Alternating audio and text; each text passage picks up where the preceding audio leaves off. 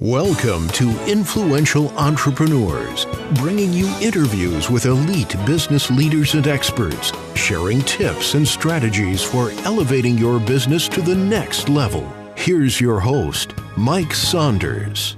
Hello and welcome to this episode of Influential Entrepreneurs. This is Mike Saunders, the Authority Positioning Coach.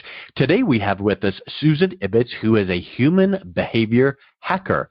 Susan, welcome to the program. Thank you for having me, Mike. How you doing? Hey, doing really good. I love your title, Human Behavior Hacker, because we have all kinds of things like life hacker and funnel hacker, and I know we got all these little buzzwords, but I really want to dive into how we hack human behavior and how we can use that in our personal and professional lives. But before we jump in, give us a little thumbnail sketch of your background and what led you to this focus in your field, and we'll go from there. Oh, my assistant actually have a way more cool name. He's Human Behavior Jedi. And He started working with me and says like, what is going to be my title? This one, like, are you kidding me? Like, no, Star Wars fan. So you're my Jedi, and now he love it. Well, I'm going to make this long story short because I have told it before. I wanted to be an FBI profiler. I wanted to be Robert Kirshner, the one who interviewed all the serial killers. I want to be a badass woman. I'm going to be the best profiler in the world. This is going to happen. Long story short, I ended up finding when I was doing my degree on psychology that I'm dyslexic. It's not going to happen. So my dad sat me and says, honey, do you know how many ways you have to get to Italy? Like, no, Dad, how many? Flying, on train, or swimming. It looked like you're going to need to be swimming. So from that point in my life, 30 years ago, I started looking for all the experts on the world who has to do with behavior. So I looked for the best, and I fought until they took me as a civilian student in the case of hostage negotiator level 3 and international certified. I'm not working as a hostage negotiator for the police, but I do train hostage negotiators how to do and use behavioral and profile people based on the words they use, or if you have a mugshot, to determine how to talk to them, to the point that in October, I'm going to do the keynote speaking closing, the National Hostage Negotiation Conference in Texas, and it's going to be the first time a civilian do the closing. It's one of the biggest honors I have in my life because I don't even apply. Somebody else apply for me, and they call me like, guess what? You're the keynote speaking closing. Like, what? Yeah, where did that come from? Because I need to yell. Yeah, like I need to go yell, go back and forth on the stairs so I can lower my adrenaline and come back and talk to you. And the guy's still laughing. Okay, call me in 15 minutes. Wow. I study with Paul Ekman International in Manchester. I studied with Lena Cisco, hardcore interrogation. She was an interrogator in Guantanamo. I studied statement analysis, face reading, and now I'm on my way to do MPA. That is the way the Secret Service determine how you make decisions only for seeing how your body reacts. And I've been doing this. People call it science. People call it hacking, witchcraft. I don't care. Whatever you feel comfortable, call me for. I'm going to do my job anyway. Yep. Well, it sounds to me like your friends are always on the edge of their seat going, I don't know whether I can raise my eyebrow or smile or not because Susan's going to be interpreting something about that. Actually, they're happy. My problem is my dating life, but my friends love me. Imagine that you have to close a deal or you need to hire a contractor. They send me the picture and says, who is going to be more detail-oriented, like the one who have the eyes near to the nose. So that person is going to be really well-oriented. So if you need to use a backblast, hire this person. Oh, this is my next date. What I should ask? Oh, it's not going to be compatible. Don't even waste your time. Oh, I need to go for a job interview. This is the person that I need to interview. Oh, I need to do a negotiation. Oh, I have friends who are lawyers and they have doubt about a statement and how to prep somebody for a trial. That I do that for a living too. So actually it wasn't convenient to tell my friends what I do for a living because I'm a free consultant on the weekends. You got it. So now what business applications can be pulled from some of the tips that you teach on. And where I'm thinking there is maybe even in the sales world or strategic alliances and partnerships where maybe to be more effective and most effective, if you're picking up on things that the other party is exhibiting, then that could help you out. Or you can be thinking of things in your own body language and voice inflections to make sure that you come across as trustworthy. You know what? You mentioned sales. We have a new sales team, and they come in with a sales mentality. I've been training sales reps for 20-something years, but I don't teach you how to sell. I take you to the next level. I take you to the PhD of selling, because believe it or not, for more than 1,000 MBAs on United States, only 16 teach you something related to sell, but not how to sell. That training coming with you. With a company. So what I teach is human behavior. And I was talking with one of my clients and says, okay, I have this crazy guy working with me now, and he asked me what are the what the pain I fix. So I start asking my clients why you hire me, what I fix in your company. And one of them gave me something that blew my mind, and I was doing that for a long time without knowing, and says, it usually takes my sales team 90 days to create rapport. Now they can do it in 90 seconds. I grow my income 12% since you did the training in January. My sales rep can have more clients, more closing, more commission, and everybody's happier. Because now, even in a video call, even in a call and an email, people can detect how you intake information, how you process information, and how I need to sell you. Not what I want to sell you. Finally, what do you need? And I have customers giving me referrals. Why? Because a good sell is not when you sell what you want. It's when you give the customer what they want and what they need based on their needs, tangible or intangible. So if you have a customer a month later, when you call them back, more salespeople is afraid to call the old customers and like, how you doing? How is the product? Do you need any upgrade? You need any help? Like, no, I really didn't know that I needed this product until you sell it to me. And that is the best sell of your life. Yeah. Because you know what is going to happen? The next time that you know somebody who have the same problem is going to come back to you. But if that person a month later or a minute later after signing the check realizes not what they need or what they want, that is a storm waiting to happen. So what I teach salespeople, realtors, lawyers, and everybody who needs to have a better communication is to have the power to become humans again. So I can understand it doesn't matter what I'm selling to you. The end user is a person who needs a problem to be fixed. Yeah. So if I know, for example, that you're visual, I'm not going to explain to you in any aspect all the things verbally that you need. I need to show you. But if I don't have any way to know you before I do a presentation, I teach you a way to use visual words, audio words, and kinetic words. For example, Mike, I hear that you have a problem. I want to show you how it felt to process or use this product. I use audio, I hear you, I can see, you can feel how this product works.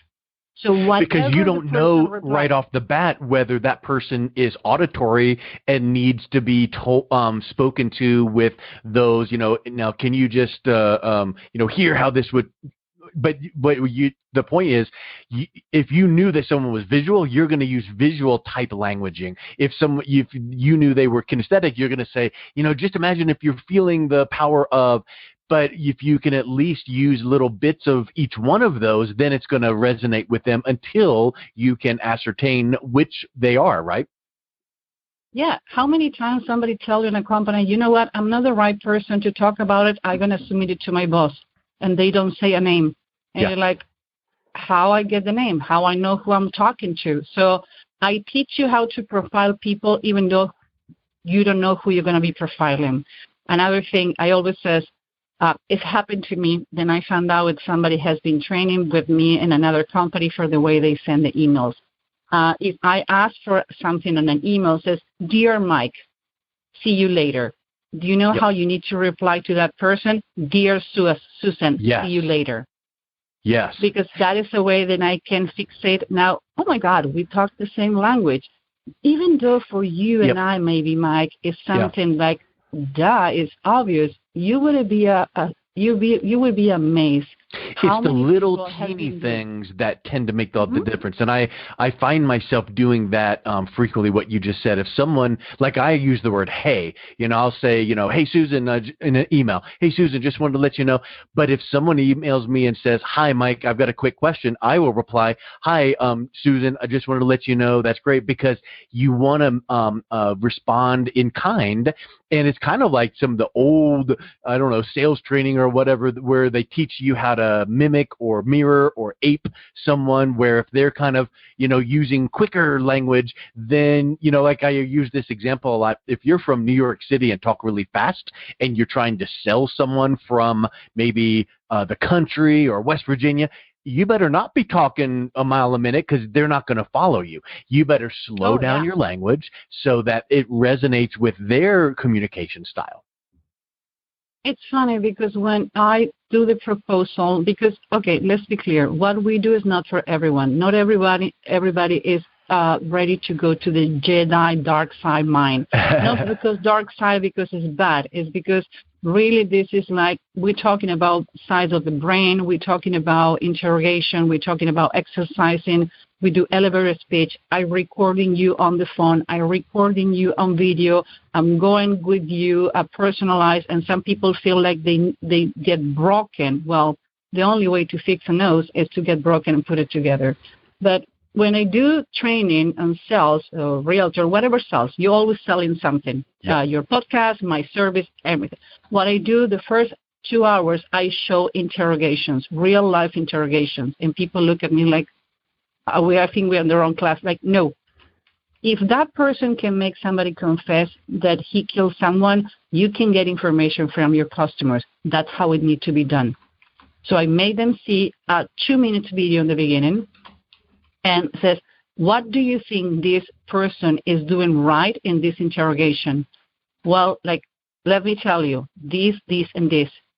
You need to reply people with the same word they use. It says, Mike, how you feeling? And you need to reply to me, I'm feeling good. How about you? Me, I'm doing great. So the best way to mirror someone on the phone is pick up some of the words, there are keywords on that email or on the phone call, and reply to the people with the same. Mirroring physically can be dangerous if you're not well trained, like everything. You give me a stick car, and probably I'm going to end calling AAA in 15 minutes because I'm going to break it, because I don't know how to drive stick. So mirroring can be a really danger physically if you don't know how to do it, because you can make the other person feel like you're misrespectful, because we have done that exercise. And said, okay, I need you to have a simple conversation about your weekend and mirroring to each other. And says, how you feel? I feel like he's mocking me. Why? Because well, have you ever heard of the people that tell you to mirror someone, like if they start scratching their chin, then you should do that, and if they lean back in their chair, you should do that? Well, there's a certain, I'm sure, a certain science to how to do that, because if you just do it right away, they feel like, what, you're mocking me, and then now all the communication breaks down. If you don't know what you're mirroring, for example, there are 7, when we do sales, and again, I call sales to simplify the funnel of everything. Even a lawyer is selling, because when you prep a person to be on a trial, you selling something. You picking the right juror, you preparing your client to know if he's telling you the truth, because most lawyers, they don't want to lose because they have the wrong client, and prepping the client to not make a mistake. But when you need to prep, it's like, you need to show people what is a micro-expression and what is the right body language. When people use glasses, for example, I use glasses. The reason I never take her off is because when you use glasses, you tend to pull your glasses up with your nose. So if I see you do that and says, oh, they told me I need to mirror in you, and I start pulling my nose or show contempt, and you think it's a smile and you do the same, people is gonna the other person's brain is gonna start picking cues like, why you should discuss? Why? Because even though you don't know, in 2009 was a study done by David Matsumoto, and I'm a geeky. I always look for studies because I think it's the only way to tell you this is proven. It's a reason why I'm teaching you. Did a study in kids who are born blind and kids who haven't been born blind. And he found out that when they lose, win, and they feel happy, they do the same micro expressions on the face and the same expressions on the body. Do you know what I mean? If you have been born blind, you didn't learn that from your parents because you never saw that. What happened is encoded. So even though you don't know what you're reading, is reading. Give an example. They did a study where they make people feel fear with a T-shirt. They put the T-shirt in the back. I know it's disgusting, but it's to tell people how deep this go and how aware and careful you need to be who train your team. So they put these T-shirts in a Ziploc bag and make people smell the T-shirt.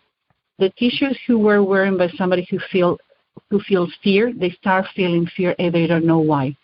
Meaning that we can smell fear the same way a dog, an animal, can feel it to you. So the same way we can read microexpression, the same way we can read body language. So if you're mirroring the wrong thing and you're expressing the wrong thing, the other person, even during a phone call or in a video call, now that everything that happened on a video can have that feeling. So you need to be really careful when you're mirroring. Only do it when you know what you're doing with that and what you want to conquer with that. Because you can only ruin a relationship that took you really long to build. Yeah, and I would like to ask here, final question as we wrap up.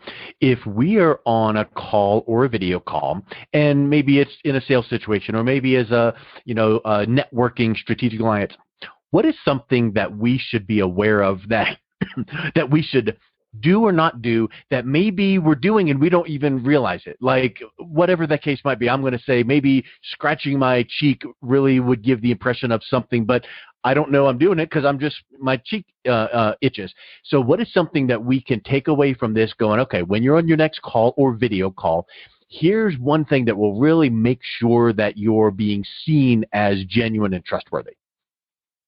I'm going to talk about the new reality because 3 months ago I would tell you something different.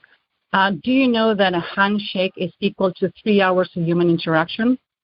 And now it's like, holy cow, what is going to happen after this? We're going to be shaking hands. What I do in a video? Well, after 3 weeks of researching, we find out that the same hormones who happen when you're shaking hands and when you interact with others happen when you're smiling.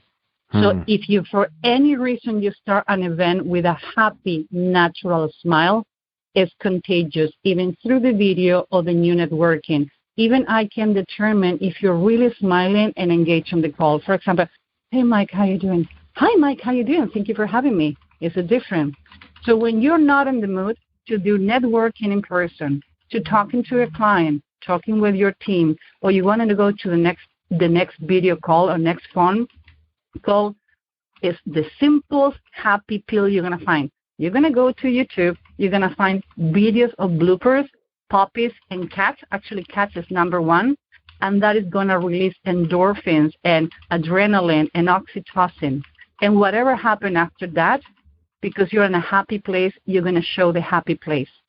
Yep. So the new reality is we don't know if people is going to be shaking hands again. We have a 25% people who says it's agoraphobic. They're never going to leave their apartment again. Their life is going to happen in video. How we do that? Smiling. If I see someone smile, it's so contagious. They have done studies that a person started laughing uncontrollably on the subway, and everybody else ended up laughing and saying, I never felt so good. So if you meet someone, it's uncomfortable. Networking is painful. Doing cold calling is painful for both. Doing demos is painful for both. What about if I made it comfortable? If your partner wait for you at home with a smile, doesn't matter what happened in your day. You feel like, oh my God, it's so good to be home. If the person looked with you with a frown like, oh, I should have stopped on my friend's house before I came, or I should have called to know if I'm in trouble. So smile. The simple thing, smile and ask questions. If you're okay to shaking hands, you know what? It's a weird situation. You want to shake hands, it's okay with me. And always smile with it. You can win it's like the old telemarketing sales statement or cliche, smile and dial. When you pick up that phone, you take a deep breath, you stand up, and you smile because they can hear that smile. And I know that you cannot audibly hear a smile, but really you might be able to, because if you are smiling, then even your voice inflections is more a positive. So I think that's a really good point that you bring up. Actually, I was watching a video that a friend of mine sent me about her baby, because I have a team meeting before talking to you, and it's not that it was a bad meeting, but it was a strong, and I was high in adrenaline, like, okay, I need to calm down. I need to have a podcast, and you deserve the best, and your audience deserves the best of you. So I was watching the video, and I was like literally cracking myself, laughing about the video, and I found myself on the reflection of the computer and saying hi with a complete smile. Yeah. And that's the way you need to do it. Yep. You need have it be unconscious, subconscious, and just that's the way that you do it. So that is so awesome. Well, Susan, so great connecting with you. What is the best way that people can reach out, learn more? Because I have a feeling that we could have talked for about 3.5 more hours. So what's a great way people can learn from you, pick up some blog posts, books, podcasts, whatever that you offer on your website? I have that feeling. I have that effect in people. They want to keep talking. I think the best way is you go to LinkedIn. That's where you can see everything that we do and we post. If it's not, you go to humanbehaviorallabs.com. This is our consulting company, and we have an e-learning platform that is the only one teaching human behavior online. And that is humanbehaviorhackerschool.com. And just this weekend, we are launching our first face reading. It's the first time in the history that face reading is taught online. Is how to profile someone only by a picture. So welcome to my world, people. It's going to be fun. That's so awesome. Well, Susan, thank you so much for your time, and hope you have a wonderful day. Thank you, too.